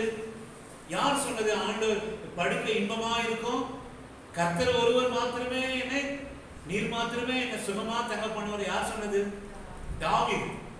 நீங்க தாவீதுடைய அனுபவத்தில, மனைவியிடத்திலிருந்த அனுபவத்தில, பிள்ளைகளிடத்திலிருந்த அனுபவத்தில, உயர்த்துவான்னு சொல்லி நினைச்ச சவுலுடைய அனுபவத்தில நீங்கள் வாசியுங்கள். 1 சாமுவேலுடைய புஸ்தகம் 22வது அதிகாரம் 1-2 வசனத்தை வாசிக்கும்படியாக உங்கள் அன்பான தாவீது அவ்விடத்தை விட்டு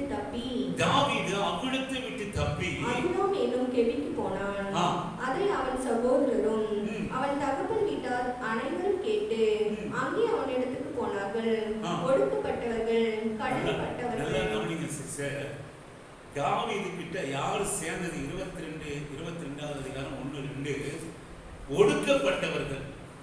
ஒடுக்கப்பட்டவர்கள், வாசிங்க, ஒடுக்கப்பட்டவர்கள், தள்ளப்பட்டவர்கள், முறுமுறுக்கிறவர்கள், யார் சேர்ந்தது? யாருங்க?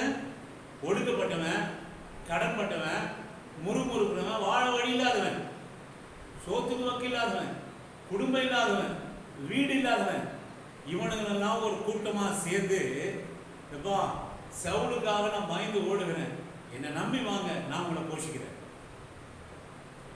குடும்பத்தை கொண்டு வாங்க, பிள்ளையை கொண்டு வாங்க, மனைவிமார்களை கொண்டு வாங்க, நான் காப்பாற்றுறேன் என்று சொல்லி சொல்லுவேன். இந்த ஜனங்களுக்காக சவுல் அவன் பட்ட கஷ்டம் மாத்திரமல்ல, தாவீது ஒண்டியா போய் எங்கேயோ காட்டில் கிடைக்கிறத சாப்பிட்டு அவன் அமைதியா இருக்கிறான். இவர்களும் தாவீதோடு கூட சேர்ந்து கொண்டாங்க. இவர்களும் தாவீதோடு கூட, தாவீது உம்மோடு நாங்கள் வருகிறோம். யாரும் கேட்டா ஒடுக்கப்பட்டவங்க, கடன்பட்டவங்க, முறுமுறுக்கிறவங்க தாவீதோட கூட சேர்ந்து கொண்டாங்க. சவுலின் நிமித்தம் தாவீது அலைந்து திரிந்த போது, வனாந்தரத்திலே அலைந்து திரிந்த போது, மரண பள்ளத்தாக்கிலே அலைந்து திரிந்த போது, தேச தேசமாக அலைந்து திரிந்த போது இவர்களும் வண்டி கொண்டாங்க. நான் சொன்னேன், ஒரு குடும்பத்தை காப்பாற்றுறதே கஷ்டம். இவர் அநேகரை, கிட்டத்தட்ட நூற்றுக்கணக்கான பேரை தன்னோடு கூட வைத்து, பிள்ளைகளை வைத்து, மனைமார்களை வைத்து, ஒடுக்கப்பட்டவன், கடன்பட்டவன், முறுமுறுப்பன், தேசத்துக்கு விரோதமாக முறுமுறுக்க, வாழ வழியே இல்லை, இனி எங்களுக்கு வாழ்க்கையில் உம்மோடு கூட இருக்கிறோம், நீ நல்லது செய்வீர் என்று தாவீதோடு கூட இணைக்கப்பட்டவங்க. ஆனால் நான் சொல்லுவேன், அன்பா எல்லாவற்றையும் தாவீது போஷித்தான். தேசத்துக்கு சென்றான், வைத்தியக்காரனா நடிச்சான், தேசாந்திரியாய் அலைந்தான், தன்னோடு கூட இருந்தவங்களுக்கு. நாபேத்து கூட, நீங்க அபிகாயில் நாபேத்துடைய காரியத்தை நீங்க கவனிச்சீங்கன்னா, இவங்களுக்கு சாப்பிட தான் அவன் போயிட்டு கேட்குறான். என்னோட கூட இருக்கிற வீரர்களுக்கு திராட்சை, வத்தலும், அப்பமும் நீங்கள் கொடுத்தீர்களானால் உங்களுக்கு மிருகங்களுக்கு நாங்கள் எந்த சேதாரம் பண்ண மாட்டோம், நாங்கள் ஒரு ஓரமாக போயிடுவோம், இவர்களை பசியார கொடுங்கள் என்று பிச்சை கூட கேட்குறான். தன்னோட கூட இருந்த நண்பர்களுக்காக, தன்னோடு கூட இருந்தவர்களுக்காக. நாபேத்தே, நீ கொஞ்சம் அப்பமும் திராட்சை, வத்தல் இவரெல்லாம் கொஞ்சம் கொடுத்து விடுப்பா, நான் உங்களுடைய ஆடு மாடுகளுக்கு எதுவுமே நான் சேதாரம் பண்ண மாட்டேன், நாங்கள் பசியாக இருக்கிறோம், நாங்கள் அதை சாப்பிட்டுட்டு நாங்கள் ஓரமாக எந்த சேதாரம் இல்லாமல் கடந்து செல்கிறோம் என்று சொன்னபோது அவன் கொடுக்கல. அதான் அது வேற காரியம். இப்படி தன்னோடு கூட இருந்தவங்களுக்காக ஒரு உணவு போராட்டம், எல்லாவற்றையும் அவன் ஒரு அநேக குடும்பங்களை அவன் காப்பாற்றினா. ஆனால் அவங்க ஒரு காரியம் வந்தபோது, நீங்கள் 30வது அதிகாரம் 6வது வசனத்தை வாசிப்பீர்களானால், 30வது அதிகாரம் 6ஆம் வசனத்தை நீங்கள் வாசிப்பீர்களானால், தாவீது மிகவும் நெருக்கப்பட்டான், சகல ஜனங்களும் தங்கள் குமாரத்திகள் நிமித்தம் மன கிளேசமானதினால் அவனை கல்லெறிய வேண்டும் என்று சொல்லிக் கொண்டார்கள். தாவீது தன் தேவனாகிய கர்த்தருக்குள்ளார் தன்னை திடப்படுத்திக் கொண்டான். எனக்கு அருமையான கர்த்தருடைய பிள்ளையே, நீங்க நல்லா கவனிங்க. தாவீது மிகவும் நெருக்கப்பட்டான். சவுலுக்கு பயந்து ஓடின போது அல்ல, மனைவி விட்ட போது அல்ல, தேசத்தை விட்ட போது அல்ல, வனாந்தரத்திலே அழைத்த போது அல்ல, பைத்தியமாய் வேஷம் தரித்தது போது அல்ல. சொல்லுவேன், தன்னோடு கூட இருந்து தாவீது ரொம்ப நேசம் உள்ளவன், நல்ல இறக்க குணம் உள்ளவன். அவருக்கு மிகவும் நெருக்கப்பட்டான். ஏன் அப்படின்னு கேட்டீங்கன்னா, தன்னோடு கூட நடந்தவங்க, தன்னோடு கூட படுத்தவங்க இவனை எப்படியாவது கல்லெறி, வேதத்துல 2 வரியில முடிச்சிருவாங்க. ஏன்னா எல்லாமே போலனா வேதம் கொள்ளாது. நீங்க மீகால் தாவீதை இவன்றதும் சரி, இங்கே இந்த தோழர்கள் இவனை பேசினதும் சரி, தாவீதை கல்லெறி இவனுக்கு எல்லாம் திருமணம், கல்லெறிந்து கொள்ளனையா இவன் கூட வந்து நம்ம பிள்ளைய போச்சு, ஒரே ஒரு உறவு கொண்டு போயிட்டாங்க. அமலேக்கியர் வந்து கொண்டு போயிட்டாங்க, மனைவிமார்கள் பிள்ளைகளை கொண்டு போயிட்டாங்க. எப்படியாவது இவனை கொண்டுனையா, எல்லாம் இவனால தான் நடக்குது. ஏன் கடன்பட்டவன், ஒடுக்கப்பட்டவன், முறுமுறுக்கிறவன், வாழ வழி இல்லாமல் இவனோட கூட ஒட்டி கொண்ட, இவனால உன்னை சோறை போட்டு உன் பிள்ளைகளை கவனிச்சு, உன் பொண்டாட்டிங்களை கவனிச்சு, அவங்களுக்கு உடுத்தி எல்லா விதத்திலும் உங்களை போஷித்த தாவீது ஒரே ஒரு காரியம், அமலேக்கியர் வந்து மனைவிகளையும் பிள்ளைகளையும் கொண்டு போனான். அந்த ஒரே ஒரு காரியத்தை நிமித்தம் இவனை கல்லெறிந்து கொள்ள வேண்டும், கல்லெறிந்து கொள்ள வேண்டும் என்று அவர்கள் தீர்மானம் பண்ணினார். ஆமென், அல்லேலூயா. எனக்கு அருமையான கர்த்தருடைய பிள்ளை, இதெல்லாம் கணக்கு போட்டுதான் அவன் நினைச்சான், இவன் நம்மோட கூட இருப்பான், நம்ம இவ்வளவு செய்யறோமே, நம்ம காப்பாற்றுவான், எல்லா சூழ்நிலையிலும் நம்மோட கூட இருப்பான் என்று அவன் பார்த்தாங்க. ஆனாலும் சொல்லுவேன், அவர்கள் எல்லாரும் அவனை பகைத்து இவனை நிற்க வச்சு கல்லெறிந்து கொள்ள வேண்டும் என்று அங்கே அவனை கல்லெறிய வேண்டும் என்று சொல்லிக் கொண்டார்கள். கல்லெறின்னு சொன்னார். நடுத்தோடு நிற்க வச்சு எல்லாரும் கல்லெறிந்து தாவீதை கொல்லும் என்று சொன்னபோது தாவீது மிகவும் நெருக்கப்பட்டான். இதுவரைக்கும் அப்படி ஒரு நெருக்கமே அவனுக்கு இல்லை. மிகவும் நெருக்கப்பட்டான். தன்னோட கூட இருந்தவங்க, தன்னோட நான் போஷித்தேன், இவர்களை மனைமார்களை பிள்ளைகளை போஷித்தேன், இவர்கள் ஒருமித்து என்னை கல்லெறிய வேண்டும் சொல்றாங்களே. இது தாவீது மிகவும் நெருக்கப்பட்டான். எனக்கு அருமையான கர்த்தருடைய பிள்ளையே, ராஜாவானாலும் சரி, கணவனானாலும் மனைவியானாலும் சரி, நீ நேசிக்கிற பிள்ளைகளானாலும் சரி, நீ நெருங்கி பழகிற தோழர்கள் யாரானாலும் சரி, நீங்க தவறு செய்து தவறாக அர்த்தம் புரிந்து கொள்ளாதீங்க. ஐயோ, என் பிள்ளைங்க எதுவும் செய்ய மாட்டாங்க, என் நண்பர்கள் எதுவும் செய்ய மாட்டாங்க, என் வாழ்க்கையில அப்படி அர்த்தம் இல்லை. அது நான் சொல்லுவேன், இவைகளை காட்டிலும் நம்மை சுகமாய் தன்ன பண்ணுகிற கர்த்தருடைய சமூகம். ஆமென், அல்லேலூயா. அது நமக்கு இருக்கணும். நீ சோர்ந்து பிள்ளை என்ன சொல்லிட்டா, மருமக என்ன சொல்லிட்டா, கணவன் என்ன சொல்லிட்டா, மனைவி என்ன சொல்லிட்டா, பிள்ளைகள் நிமித்தம் நம்ம சோர்வு வருகிற போது நீ சோர்ந்து போகக்கூடாது. இதை காட்டிலும் உன்னை சுகமாய் தங்க பண்ணுகிற இடம், இதை காட்டிலும் உன் நித்திரையை இன்பமாய் ஆக்கக்கூடிய தேவனுடைய சமூகம் ஒன்று இருக்கிறது என்பதை நாம் மறந்துவிடக்கூடாது. அதுதான் இன்றைய பிரசங்கம். தேவரே, நான் பட்ட பாடுகளை எல்லாவற்றிலும் நான் பார்த்துட்டேன் ஆண்டவரே. இப்போ உங்க துதிக்கிறேன், நான் சங்கீதம் பாடுறேன். ஐயா, நான் ராஜாவை பார்த்தேன், என் உயிரை பணைய வச்சு கோலியாத்துக்கு முன்பாக நான் நின்றேன். நான் பெரிய பராக்கிரமசாலி அல்ல, ஆடுகளுக்கு முன்பாக நான் போய் கொண்டிருந்தேன். ஏதோ சாப்பாடு கொடுக்கணும் எங்க அண்ணமார்களுக்கு. நாங்க அந்த போர்க்களத்துல போனா என் ராஜா நிந்திக்கப்படுகிறான், என் தேவன் நிந்திக்கப்படுகிறான். அதை என்னால் பார்த்து பொறுக்க முடியல. சின்ன பையனா இருந்தாலும் நான் கோலியாத்துக்கு முன்பாக நான் நின்றேன். அப்படி இந்த பெலிஸ்தீனிடத்திலிருந்து ராஜாவை காப்பாற்றினேன். ஆனா ஒரே ஒரு வார்த்தை, தாவீதுக்கு 1000 சவுலுக்கு 10,000 என்று சொன்ன உடனே எனக்கு விரோதமா மாறி போனான். அவனிடத்தில் எனக்கு சுகம் இல்லை. மனைவி அவனை இப்படி பள்ளத்தாக்கில் அங்கேயும் இங்கேயும் திரிகிற போது என்னை விட்டு வேறு ஒருத்தனை திருமணம் பண்ணிட்டான். அப்பா காட்டினால திருமணம் பண்ணிட்டான். நான் தேசத்துல ராஜாவாக ஆனவன முதலாவது நான் அவளை நினைச்சேன், அவளை கொண்டு வந்தேன், மாளிகையில வச்சேன், பலகனியில வச்சேன். ஆனா கர்த்தருடைய பெட்டிக்கு முன்பாக நான் நடனம் ஆடியதை நான் எல்லாத்தையும் சமூகமா கருதுறேன். நான் எல்லா இடத்திலும் சமூகமா கருதுறேன். அப்படிப்பட்ட ஆவியை கொண்டவன் நான். அப்படிப்பட்ட ஆவி உள்ளவர்களா இருக்கணும். சபையில மாத்திரம் ஆண்டுடைய சமூகம் அல்ல உங்களுக்கு. நீ வேதனையாக இருக்கிற வேலை ஸ்தலம், நீ வியாதியோடு இருக்கிற படுக்கை, நீ எந்த இடத்துல அவமானத்தோடு நிற்கிற உன் உறவுகளுக்கு முன்பாக இருக்கிற இடம் எல்லாமே தேவ சமூகத்தான். நீ ஆடணும் உள்ளத்துல. நீ என்ன பேசுறியா?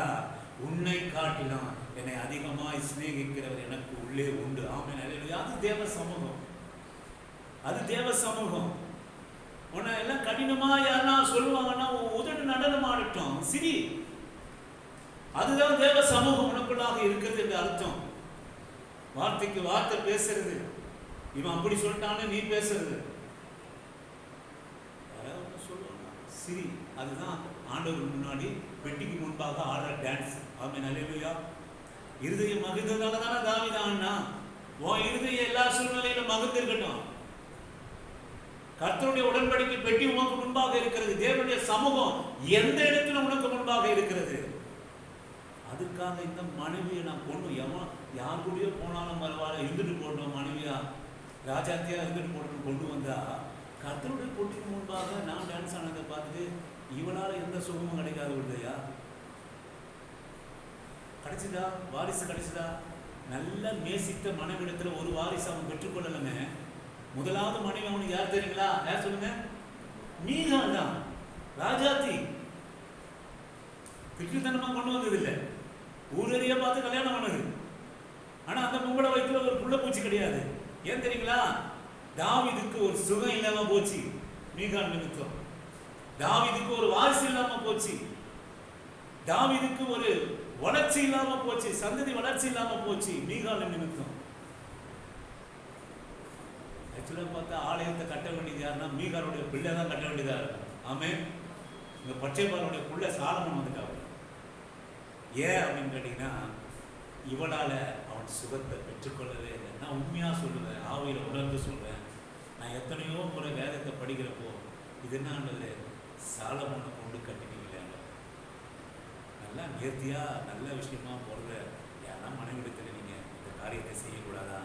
ஆண்டவர் இப்போ சொல்றாரு பாருங்க, இப்போ ராஜாத்தி அவளுடைய பிள்ளைகள்லாம் வயிற்றுல வந்ததுன்னா அதை கொண்டு தான் நான் கட்டலன்னு நினைச்சேன். ஆனால் என்னுடைய சமூகத்தை அவள் தூசித்தபடினாலே அவள் மரணமடை மட்டும் தாவீதை சுகமாக தங்க பண்ண முடியல. எல்லாமே ரொம்ப அழகுள்ளவன். அவன் வருஷத்துல அவங்க ஏர் கட்டிங் பண்ணாவே இனி நம்ம முடியலாம என்ன பண்றோம், விற்க வைக்கிறோம். ஆமாம். லட்சக்கணக்கில் பசங்க 30 வயசுல இப்போ ஜோயெல்லாம் ரொம்ப கஷ்டப்படுறான். ஐயோ எனக்கு முடி கொட்டுது அப்படின்னு கஷ்டப்படுறான். அவன் ஒரு வருஷத்துக்கு ஒரு வாட்டி கட்டிங் பண்ணுவானா, அவ்வளோ எடையா இருக்குமா, அவ்வளோ எடை உள்ள பொண்ணுக்கு விற்பாங்களாம். அவனுடைய தலைமுடி அவ்வளோ அழகுள்ளதா இருக்குமா. அவனை போல அந்த இஸ்ரவேல் ஜனங்களே, இஸ்ரவேலே ஒரு அழகு. அவன் பொண்ணா இருந்தாலும் ஆம்பளையா இருந்தாலும் ரொம்ப அழகா இருப்பாங்க. அதுலயே அந்த தேசத்துக்குள்ள இவன் அழகுள்ளவனா. இந்த அழகுள்ளவன் பண்ண அசிங்கம் வரைக்கும் யாரும் பண்ணிருக்கணும். இதுக்கு முன்பும் சரி இதுக்கு பின்பும் சரி, ஒன்று தாவீதை போட்டாவது தள்ளிட்டு போயிட்டு இருக்கலாம். ஆனால் அவன் தாவீதுக்கு அவன் தகப்பன் அன்பா இருக்கிறாருன்னு எல்லாரும் நினச்சிருக்கிறாங்க. அகிதோப்பேல் சொல்கிறான், அன்பா இருக்கிறத ஒன்று பண்ணுன்னா இந்த அசிங்கத்தை பண்ணு, உனக்கு அவனுக்கு வெறுப்பு பயங்கரமாக இருக்கிற உலகம் கண்டு கொள்ளும். அவன் முன்னாடி வந்துடுவாங்க.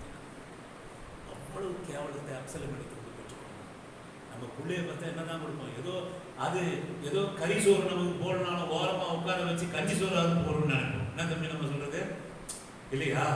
ஏதோ வீட்டு பெட்ரூமில் நம்ம சேர்க்கணும்னா கூட வாசல்ல திண்ணியினாவது ஒரு ஈச்சர் போட்டு உட்கார வைக்கணும்னு நினைக்கும். ஆனால் இவன் பண்ண அசிங்கம் அவ்வளவு கேவலமாக தகப்பனுக்கு எதிராக அவன் செய்தான். பிள்ளைகள் நிமித்தமாக சோகம் இல்லைனால கூட அசிங்கத்தை கொண்டு வந்தான்.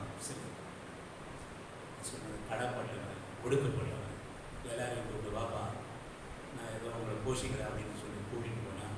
ஏதோ ஒரு சின்ன காரியத்தில் தாவீது கல்லெறிந்து கொள்ள வேண்டும் என்று அவனுக்காக ஏதோ சுகமா நான் என்னை வருத்தத்தின் காலத்தில் என் கூட வரவங்க எனக்கு ஆறுதலாக இருப்பாங்க அப்படின்னு இவர்கள் நிமித்தம் அவன் நினைச்சான். ஆனால் அவர்கள் நினைச்சாங்க, ஒரு நாள் கல்லெறிந்து தாவீதை கொள்ள வேண்டும். எனக்கு அருமையான கத்துடைய பிள்ளையை இதெல்லாம் நினைச்சுதான் ஒரு நாள் ஆண்டவர் துதிச்சு மகிழ்ந்து துதிக்கிற போது அவன் சொல்றான், கர்த்தாவே நீர் மாத்திரமே என் படுக்கை இன்பமாக என்னை நித்திரையை கொடுக்கிறேன். அல்லேலூயா. நீ மாத்திரம் என்னை சுகமா தங்க பண்ணுது. ராஜாவை பார்த்துட்டேன் ஆண்டவரே, மனைவி பார்த்துட்டேன், உறவை பார்த்துட்டேன், பிள்ளைய பார்த்துட்டேன், தோழனை பார்த்துட்டேன், எவ்வளவோ பார்த்துட்டேன். அங்கெல்லாம் ஒரு இன்பமும் இல்லை, ஒரு சுகமும் இல்லை. கடைசியில் கூட்டி கழிச்சு நான் இப்படி உட்காந்துட்டு நான் பார்த்தேன்னா சொன்னேன், உண்மை போல என்னை நேசிக்க, உண்மை போல என் படிக்கை இன்பமாய் மாற்ற, உங்கள் சமூகம் போல என்னை சுகமாய் தங்க பண்ணுகிற ஒரு தேவன் இல்லை என்று அவன் முடிவெடுக்கிறான். இந்த கால வேளையிலே எனக்கு அருமான கர்த்தருடைய பிள்ளையே, இதை வார்த்தையை கேட்டுக்கொண்டிருக்கிற கர்த்தருடைய பிள்ளையே, இயேசுவின் நாமத்தினாலே நான் சொல்கிறேன், ஒருவேளை பெற்ற பிள்ளைகள் மூலமாய் உங்களுக்கு சுகம் இல்லாமல் இருக்கலாம், கணவன் மனைவி மூலமாய் சுகம் இல்லாமல் இருக்கலாம், வேலை ஸ்தலத்தில் நீங்கள் உண்மையாக இருக்கிற போது நல்ல வார்த்தை ஒரு அப்ரிசியேஷன் இல்லாமல் உங்களுக்கு இருக்கலாம், நல்ல நண்பனாய் பழகின உறவு நேசித்தது நீங்கள் கஷ்டப்பட்ட உறவுகள் எல்லாம் உங்களை ஒதுக்கி விட்டு உங்களுக்கு படுக்கையுடைய நித்திரையை கெடுத்து கொண்டிருக்கலாம். உங்களுடைய காரியம் உங்களுக்கு ஒரு சுகமாய் தங்குகிற காரியம் உங்கள் இருதயத்துக்கு இல்லாமல் இருக்கலாம். இயேசுவின் நாமத்தினாலே சொல்கிறேன், யார் உன்னை வெறுத்தாலும், யார் உன்னை வெறுத்தாலும், என் மனைவி நேர்ந்து கூட கேட்டா, கஷ்டப்பட்டு கண்ணீரோடு கூட, இப்போ எங்கள் தங்கச்சியோட மகளுக்கு இன்றைக்கு நாளைக்கு திருமணம் இருக்குது போகணும், அது கேட்டா, அன்றைக்கு என் தங்கச்சி கேட்ட ஒரு வார்த்தையை கேட்டா, இவ்வளோ கஷ்டப்பட்டு செஞ்சிருக்கேன், அந்த வார்த்தையை சொல்கிற போது நீங்கள் உடனே கேட்டுக்கலாமே. நான் சொல்லுவேன், அந்த வார்த்தையை பொறித்து கொள்வதற்கு ஆண்டவர் எனக்கு இருக்கிறார், அவர் நம்மை சுகமாக்க. இந்த வார்த்தை நம்ம ஒன்றும் பண்ண போவதில்லை. நீ புகழ்ச்சியா என்னை பேசியிருந்தாலும் இகழ்ச்சியா என்னுடைய காரியத்தெல்லாம் நீ மறந்து பேசியிருந்தாலும் அது என்னை சேதப்படுத்தாது. என் ஆண்டவர் என்னை சுகமா, எந்த வார்த்தையிலும், எந்த சூழ்நிலையிலும், எந்த அவமானத்திலும், எந்த நிந்தையிலும், எந்த பலவீனத்திலும் கர்த்தர் மாத்திரம் உங்களுக்குள்ளா இருந்தார். எந்த யார் உன்னை வெறுத்தாலும், எந்த சூழ்நிலை எப்படி இருந்தாலும், நீ நேசித்த பிள்ளைகள் உன்னை வெறுத்தாலும், நீ நேசித்த உறவுகள் உன்னை வெறுத்தாலும், நீ நம்பி இருந்த நண்பர்கள் உன்னை மாற்றினாலும், ஒரு வெறுத்தாலும், ஒருவேளை அவர்கள் சிநேகித்தாலும், அதை விட மேலான ஒரு அன்பு, அதை விட மேலான சுகமாய் இருக்கிற காரியம், அதை விட இன்பமாய் இருக்கிற நித்திரை என் ஆண்டவரிடத்தில் உண்டு என்பதை மாத்திரம் ஒருபோதும் உங்கள் வாழ்விலும், உங்கள் தாழ்விலும், உங்கள் உயர்விலும், உங்கள் பெருக்கத்திலும், உங்கள் குறைவிலும், உங்கள் பசியிலும், உங்கள் திருப்தியிலும் நீங்கள் மறந்துவிடக்கூடாது என்பதை ஆண்டவர் இந்த கால வேளையில் வற்புறுத்துகிறார். என் கண்களை மூடி ஆண்டவரை நோக்கி, ஆண்டவரே என் சூழ்நிலை எப்படி இருந்தாலும் பரவாயில்ல ஆண்டவரே, ஆனால் உங்ககிட்ட உங்கள் சமூகத்தில் வருகிற போது மாத்திரம் நான் நினைக்கிறேன், யாரிடத்திலோ இருந்து எனக்கு ஒத்தாசை வரும், யாரிடத்திலோ இருந்து எனக்கு சுகம் வரும், யாரிடத்திலோ இருந்து எனக்கு புகழ்ச்சி வரும், யாரிடத்திலோ இருந்து எனக்கு மேன்மை வரும். நல்லதுதான் ஆண்டவரே, ஆனாலும் அதை விட என் படுக்கையை இன்பமாய் மாற்றுகிற தேவன் நீ ஒருவர் உண்டு. அல்லேலூயா, ஆமென். உறவுகள் மாற்ற முடியாத ஒரு ரகசியம், அவரோ மாத்திரமே உன்னை சுகமா தங்க பண்ணுகிறவர். அல்லேலூயா. இன்னைக்கு அநேகர் டாக்டர்கள் நம்ம கைவிட்டுறான், நம்முடைய சுகத்துக்கு நேராக டாக்டர்கள் நம்ம கைவிட்டுறான். ஆனால் நான் சொல்லுவேன், 38 வருஷம் பெதஸ்தாவில் உட்கார்ந்திருந்த, 12 வருஷம் ஆஸ்தி எல்லாம் இழந்து சுகமில்லாத ஆண்டவரிடத்தில் வந்த ஒரே வஸ்திரத்தின் ஓரத்தை தொட்டு சுகமான அந்த சுகம் ஆண்டுடைய சன்னிதானத்திலே உண்டு. அவர் மாத்திரமே நம்மை சுகமாய் தங்க பண்ணுகிறார். அல்லேலூயா. ஆண்டவரே, உம்மை நம்பிக்கையாய், உம்மை தெய்வமாய், உம்மை இரட்சகராய் கொண்டுள்ள எங்கள் வாழ்க்கையிலே அநேக உறவுகளை நீர் எங்களுக்கு தந்திருக்கலாம். கணவன் மனைவி என்ற உறவை எங்களுக்கு தந்திருக்கலாம், பிள்ளைகள் என்ற உறவை தந்திருக்கலாம், நண்பர்கள் தோழர்கள் என்ற உறவை தந்திருக்கலாம். ஒருவேளை அவர்கள் மூலமாய் எங்களுக்கு சுகமான காரியங்கள் இருக்கலாம். ஆனால் இந்த கால வேளையில் நீ எங்களோடு கூட பேசினீர், அவைகளை காட்டிலும் மேலான ஒரு இன்பமான நித்திரை என்ன நினைக்கிற போது என் சமூகத்தில் உனக்கு உண்டு. என் சமூகத்தை எப்போது நீ வைத்துக்கொள். 1000 ஜனங்கள் இருந்தாலும் சரி, பலகணியிலே ஆணவமுள்ள உன் மனைவியே பார்த்து கொண்டு இருந்தாலும் சரி, நீ நிரப்பப்படுகிற போது உன்னை அடக்காத என்னை துதி. அல்லேலூயா. எல்லா இடத்தையும், எந்த சூழ்நிலை, மகிழ்ச்சியான தருணத்தையும் சரி, எல்லா சூழ்நிலையும் என் சமூகமாக நீ மாற்றிக்கொண்டாயானால் அதை சுகமற்ற சூழ்நிலையும் சுகமாய் மாற்றிக் கொடுக்கிறவர் ஒருவர் உண்டு என்பதை நீங்களும் நானும் மறந்துவிடக்கூடாது. ஆண்டவர் இந்த கால வேளையிலே அதை தான் நான் வற்புறுத்த விரும்புகிறார். அவர் நம் படுக்கை இன்பமாய் மாற்றி, தேவரே நீர் ஒருவரே என்னை சுகமா தங்க பண்ணுகிறேன். என் அன்பு கர்த்தருடைய பிள்ளையே, ஆண்டவரை நம்பி இருக்கிற கர்த்தருடைய பிள்ளையே, நான் சொல்லுவேன், சுகமில்லாத சூழ்நிலையா, நெருக்கமான சூழ்நிலையா, நித்திரை இல்லாத சூழ்நிலையா, பலவீனமான சூழ்நிலையா, மனுஷனால் செய்ய முடியாத ஒரு சூழ்நிலையா, நான் சொல்லுவேன், உனக்கு சுகமாய் தங்க பண்ணுகிற ஒரு தேவன் ஒருவர் உண்டு. அவருடைய சன்னிதானம் உண்டு, அவர் பரிபூரணம் உண்டு, அவருடைய சமூகம் உண்டு உனக்கு என்பதை நீ ஒரு நாள் மறந்து போகாத. நீ சபை கூடுதல் மாத்திரம்தான் அவருடைய சமூகம் நினைக்காத. நீ சோர்ந்து போகிற தருணம், நீ சந்தோஷமாய் ஆடுகிற தருணம் தேவனுடைய சமூகம். நீ பலவீனமாய் இருக்கிற படுக்கை தேவனுடைய சமூகம். நீ எதையாவது ஹாஸ்பிட்டலில் நீ படுக்கையில் இருந்தாலும் நீ கர்த்தருடைய சமூகமா உன்னால மாற்றிக்கொள்ள முடியும். ஆண்டவர் தேற்றுகிறத, அவர் தொடுகிறத, அவர் நடத்துகிறத உன்னால உணர முடியும். அல்லேலூயா.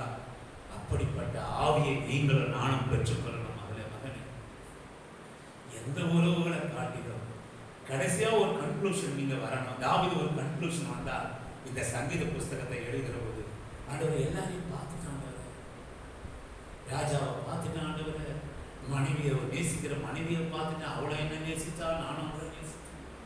அப்பா, என் பிள்ளைய நான் பார்த்துட்டு ரொம்ப நேசிச்சு அழகான புள்ள ஆண்டவர், அதையும் நான் பார்த்துட்டேன். என் தோழர்களையும் நான் பார்த்துட்டேன்.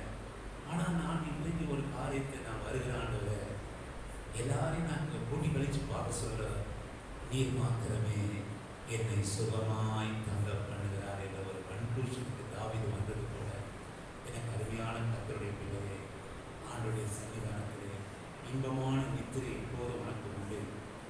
கர்த்தர் உன்னை எந்த சூழ்நிலையாக இருந்தாலும் உன்னை சுகமாக தங்க பண்ணுவார். அல்லேலூயா, அல்லேலூயா.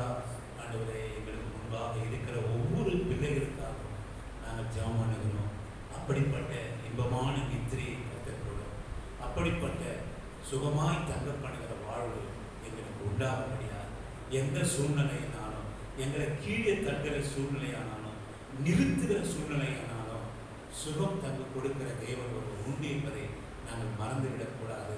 இதை யூடியூபிலே கேட்கிற பிள்ளைகளுக்காகவும் வாக்குத்தத்தமாக நாங்கள் வைக்கிறோம். நியாயமாய் வராத பிள்ளைகளுக்காகவும் இந்த வாக்குத்தத்தத்தை நாங்கள் கொடுக்கிறோம். எங்களுடைய படுக்கையானது இன்பமாய் நித்திரையாய் இருக்கட்டும். ஆண்டவரே, நீர் மாத்திரம் எங்களை சுகமாக தங்க பண்ணுகிற தேவனாக இருக்கிறீர். எல்லா துதி கன மகிமை ஒருவருக்கே உண்டாகட்டும்.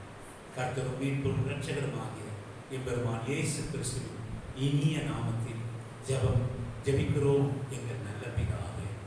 என் ஆத்துமாவே கர்த்தரை ஸ்தோத்திரி, என் முழு உள்ளமே அவருடைய பரிசுத்த நாமத்தை ஸ்தோத்திரி. என் ஆத்துமாவே கர்த்தரை ஸ்தோத்திரி. கர்த்தர் செய்த சகல உபகாரங்களும் மறவாமல் நீதிகள் நடந்து, நியாயம் செய்து, இரக்கத்தை சிநேகித்து, மனத்தாழ்மையோடு உங்கள் பாதம் அமர்ந்திருக்க கர்த்தர் கிருபை செய்கிறாங்க. பிதாவாகிய தேவனால், ஆண்டவராகிய இயேசு கிறிஸ்துவினாலும், பரிசுத்த ஆவியானவராலும் இரக்கமும் தயவும் சந்தோஷம் சமாதானம் பரிசுத்தமும் சுகமும் நம்முடைய வாழ்க்கையில் உண்டாவதாக. ஆமென். அல்லேலூயா. ஆண்டவர் உங்களோட கூட இருப்பார். கர்த்தருடைய கரம், அவருடைய சமூகம் என்னாலும் எது நம்ம விட்டு போனாலும் அப்பான்னு கூப்பிடுகிறது எந்த இடமா இருந்தாலும் சரி, அவர் சமூகம் நம்ம நிரப்பி சுகமாய் மாற்றும். ஆமென். அல்லேலூயா.